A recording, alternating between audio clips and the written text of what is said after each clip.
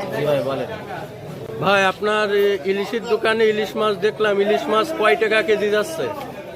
এই একটা আছে 800 টাকা, একটা আছে 1000 টাকা, একটা আছে 1700 টাকা। লোকজন মাছ কিনছে কেমন? ওই মোটামুটি এখন ভাই ব্যবসা বাণিজ্য একটু কম। আমরা এই মুহূর্তে শুনলাম বাজারে ব্যবসা বাণিজ্য ভালো নয়, তবে ইলিশ মাছের দামটা খুবই চড়া।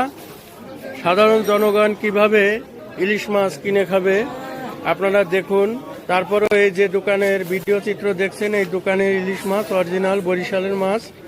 এটা একটু ভালো মাছ বলে একটু দাম বেশি। আপনারা যারা মাছ কিনতে চান সব বাজার থেকে ইলিশ মাছ কিনতে পারবেন। যাচাই বাছাই করে ইলিশ মাছ কিনুন।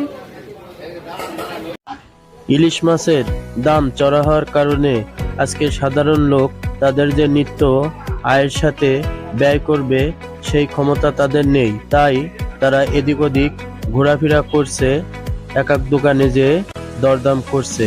সাধারণ মানুষের খুব অসহায়তা নিয়ে তারা বাজারে আসছে। যারা মধ্যবিত্ত তাদেরকে দেখা যাচ্ছে কিছু কিছু মাছ নিতে। এই হচ্ছে আজকের ঝিগরগাছার নিউজ।